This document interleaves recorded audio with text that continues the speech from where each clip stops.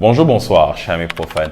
Bienvenue dans cette nouvelle capsule pour profanes dans laquelle nous allons aujourd'hui développer une thématique se rapportant à la fiscalité immobilière, notamment à l'impôt sur le revenu foncier, plus précisément à la contribution globale foncière. La contribution globale foncière est un impôt synthétique qui regroupe à la fois l'impôt sur le revenu, l'impôt minimum fiscal, la contribution forfaitaire à la charge de l'employeur et la contribution foncière sur les propriétés bâties. Donc, comme vous le voyez, c'est un impôt synthétique qui regroupe 4 types d'impôts. Donc, il est comme son pendant, la contribution globale unique, que nous aurons l'occasion de voir dans nos prochaines capsules à venir. La contribution globale foncière, CGF, s'applique à toute personne physique qui tire des revenus d'une exploitation immobilière, que ce soit en nom propre ou bien que ce soit des associés personnes physiques d'une société civile immobilière, sans pour autant que ces revenus fonciers ne dépassent 30 millions de francs CFA.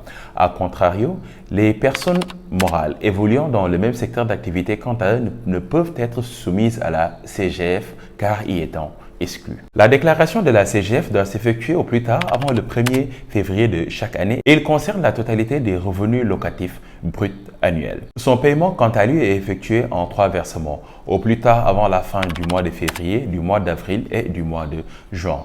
Toutefois, le contribuable qui le désire peut effectuer ces 3 versements en un seul versement, au plus tard avant la fin du mois de février. L'imposition à la CGF est faite par fraction sur le revenu locatif brut annuel perçu. Cette imposition a été faite de manière tripartite, à savoir pour les contribuables qui ont un revenu locatif se situant entre 1 franc et 12 millions de francs CFA, eux, ils seront imposés à 1 mois de loyer. Donc pour cette première tranche, sur le revenu locatif qui sera perçu, 1 mois va revenir à l'administration fiscale. Pour la deuxième tranche, elle concerne les contribuables qui ont un revenu locatif supérieur à 12 millions, mais cependant inférieur à 18 millions. Pour cette deuxième catégorie, la contribution globale foncière sera égale à 1,5 mois de loyer. Donc, sur le loyer annuel total qui sera perçu, les 1,5 mois de loyer vont revenir à l'administration fiscale. Et pour la dernière catégorie, qui sont les contribuables ayant un revenu locatif supérieur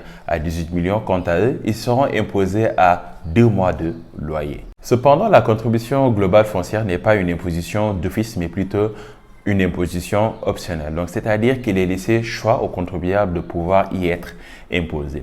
Cependant, tout contribuable qui aura fait option de la CGF ne pourra y renoncer au minimum que 3 ans après avoir effectué ce choix. En cas de vacance de l'immeuble ou bien de loyer impayé, la société à la contribution globale foncière peut bénéficier, s'il remplit certaines conditions, d'une décharge ou bien d'une réduction à la CGF. En somme, c'est ce qu'il y avait principalement à retenir sur la contribution globale foncière. Étant donné que le rappel profite aux croyants, nous vous rappelons que la date fatidique du 30 avril approche, date avant laquelle tout contribuable, qu'il soit imposé à l'impôt sur le revenu ou bien à l'impôt sur les sociétés, doit effectuer sa déclaration fiscale sous peine d'être exposé à des amendes. Si vous ne l'avez pas encore fait, nous vous invitons à vous rapprocher de votre conseil fiscal afin de le faire le plus rapidement possible afin d'éviter toute sanction pécuniaire. Et c'est sur ce que nous allons clôturer notre capsule d'aujourd'hui. Nous espérons comme d'habitude que cela vous a plu et que vous a été bénéfique également. N'hésitez pas à nous faire part de vos réactions via les commentaires, mais aussi d'aimer la capsule et de la partager à vos amis passionnés. Nous vous donnons donc rendez-vous à très bientôt pour une nouvelle capsule. D'ici là, portez-vous bien et profitez des vôtres.